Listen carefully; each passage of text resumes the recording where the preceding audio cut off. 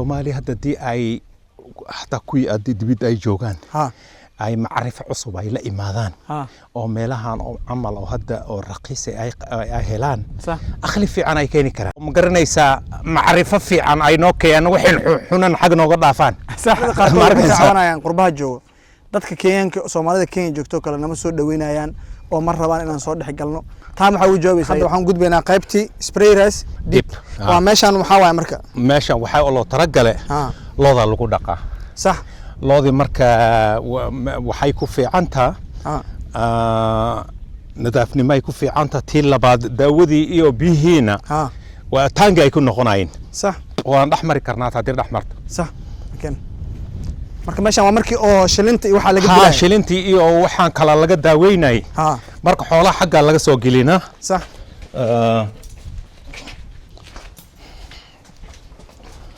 xaggan ka soo arkayna meeshan waa foot wash صح lugaha lagu dhaqaa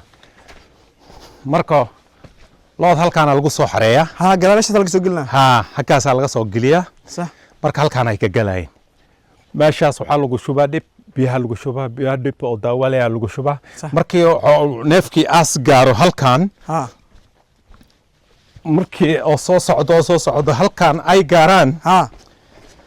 halkaan waa sensor way marka kan okay kan aan ku dhex jirin marka wuu finaa marka markii meeshan soo gaara isku bilaaba marka kor iyo hoos okay hoosan waa kan dhulkan ugu bilaaba kor iyo hoosas ugu soo bilaaba kan ma ahan kii oo biyaha ay galayeen maya okay kan ugu duwan marka kan kale kan waxa ugu duwan nadaafadaas ugu duwan tii labaad daawadeedii wixii meesha xoolaha lagu dhaqo waa haddana waa recycle lagu sameeyna oo biyaha halkaas ka baxay biyahan halkan ay ka baxaan marka haddana waa lagu soo celina marka daawadeedii waa lagu sii daawada ku taala tii labaad waxa waay tii kala wasaq galaysa mar badan tan laakiin wasaq ma leh waa nadiif ما شاء الله وبرنامج يقول عصب واي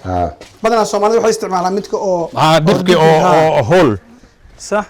marka neefki shilinta iyo waxa soo dhan ka dilaysa meesha ka dilaysa markii meeshan ay gaaraan biyahan haddana way noqonayaan marka biyaha way noqonayaan way noqonayaan ما شاء الله intan waxa waay looday u xiranta meeshan meeshan looday u xiranta ما شاء الله والله waa meel beautiful marka dhulkan hadda amal waa meel oo weyn Soomaali hadda dii ay hataa kuwii dibadda ay joogaan ay macrifo cusub ay la imaadaan oo meelahan oo camal oo hadda oo raqiis ay helaan akhli fiican ay keeni karaan Soomaalidu horta waxa loo geeyay xagga assimilation ee lagu soo sameeyo oo fikradood la soo bedelo oo ma garanaysaa macrifo fiican ay noo keenan waxay xunan xag nooga dhaafaan marka mar rabna waxa ma xagga aade oo balaa kala noo keenay laakiin fikra cusub aan rabnaa fikra cusub ma sha Allah oo ma garanaysaa oo shaqo lagu wadayo Soomaali hore loo wadayo Soomaalida qaarkood waxay ka cabanayaan qurbaha joogo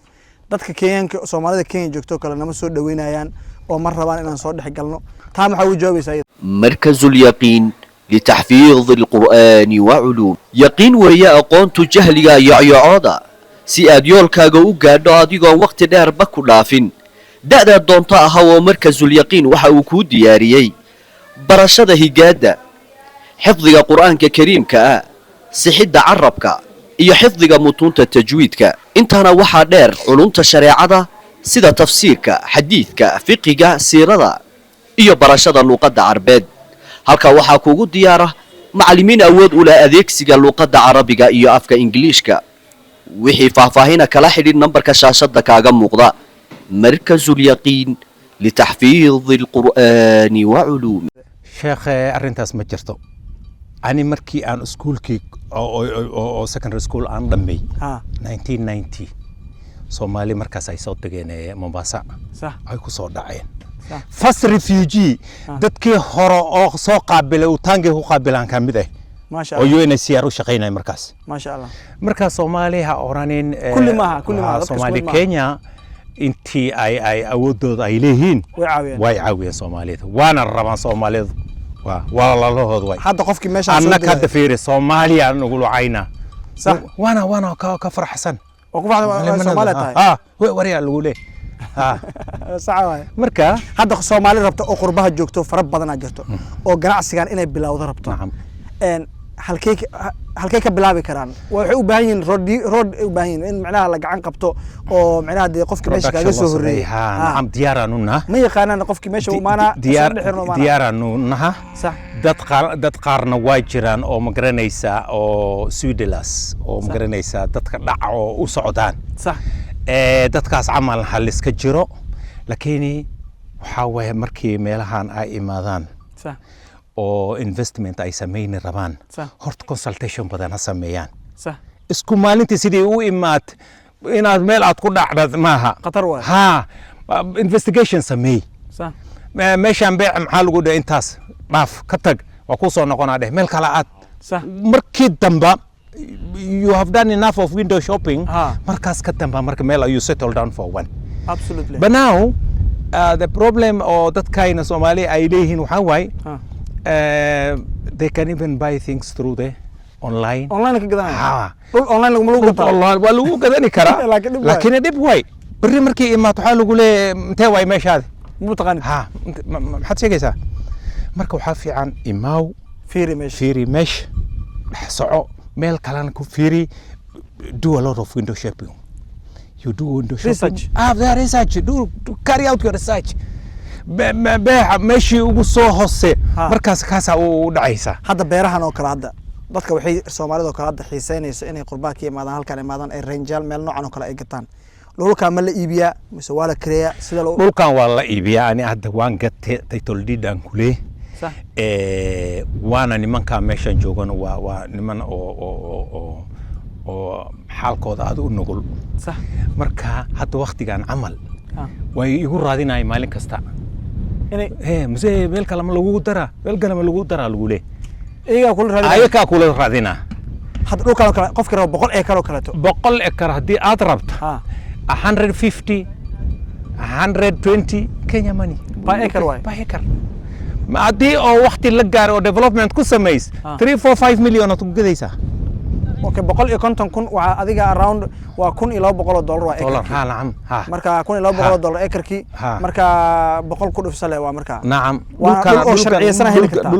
sharciysan dhulkan waxa way always appreciating depreciation male waa sax marka deegaanka dadka meeshan jooga dad oo amnigooda fiican miya Soomaalida oo kale dhexgal walaahi horta wax Soomaali dhib ay ku haystaan ma jirto runtii hadii aan sheegno Soomaali ay dhib ay ku haystaan malaha sababtu waxa way waana la deganaa jiranana xoola marmar hadii oo xarada ay ka fakadaan meel ay aadan way ku soo celinayeen wax dhib aan ku aragnay male ma sha Allah oo la noolaani karo sax mal hadda qaybta waxaan fiirinaynaa halkan aan yara fiirinaynaa kadibna silage kan fiirinaynaa nacam halkan waxa way waa meeshii marka salaadii xoolo lagu lisay halkan meeshii lagu lisay xoolo well advanced ma aha annaka waa way shaqeynaysaa muhiim ata low cost aan rabnaa inaan ku shaqeysano sax way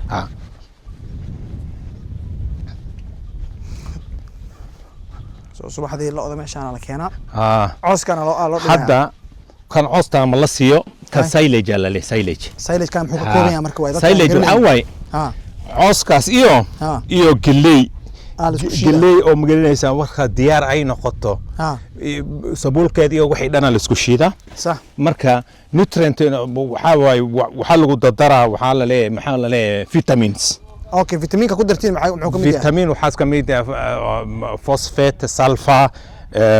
lime maxaa la leeyahay molasses lagu daraa si oo macaanka waa lagu daraa waxaan dhanaa lagu daraa okay marka neefka hadii oo marka madaxaas geli cuntaas bilaaba adigan xaq waa ka lisaysa asoo mashquulsan waa ما شاء الله ما شاء الله انت راح كجر ويليها كجر ويليها كجر هلكان ما شاء الله marka weylihiya halkan ku jira waa arki karta waa ku yaray oo lisay ma sha Allah ku hadda masajir aad u yariin qarkood waan aad u yariin qaar 2 weeks 3 weeks ma sha Allah marka aad looda badankood waa looda caanaha waa su'aashan ku dinan caanaha suuq ma leeyahay caana suuq ay leeyihiin 1 liter is about 120 130 waa $1 waa ha waa $1 halka hal litir ha okay marka maalintii caanihii la keeno kulli ma gadmaan oo order miya kulli haddii oo la keena Mombasa waxay gaarayeen 3 saac camal waa dhamanayeen 3 saac markii ay imaadaan 5 saacana meesha ma u imaanayso okay caanaha halkan laga qaado Mombasa la geeyaa Mombasa la geeyaa waa Mombasa meesha wax badan uma jirta ma about 150 kilometers halkan u jirta okay marka gawaari ay maato qaada gaariya qaada okay marka geel waxaan ka helaa hadda fiiray about 100 litir aan ka helaa waqtigan camal geela 100 litir oo maalinta sameeya geela caanihiisa meeqa waa asiga geel caanihiis iyo lo waa isku beec way hadda isku beec waa isku dhaweyn isku beec hatta dadka hadda Mombasa caana lo ay kaga jecel yihiinba geelka wala iska day ilmahay siisanay ilmahay caday ku cayilaayo ay ku fiicnaanay ilmaha geela uma fiicna maya geel ma rabaan geel waxa la siiyaa odayaal iyo oo nin aha waxaan laakiin caruurta waxa la siiyaa caana lo ma sha Allah bal hadda qaybtan waa qaybtii labaad waay hadda waxaan u gudbaynaa qaybtii saddexaad oo gudbaynaa oo silage meesha ku jira insha Allah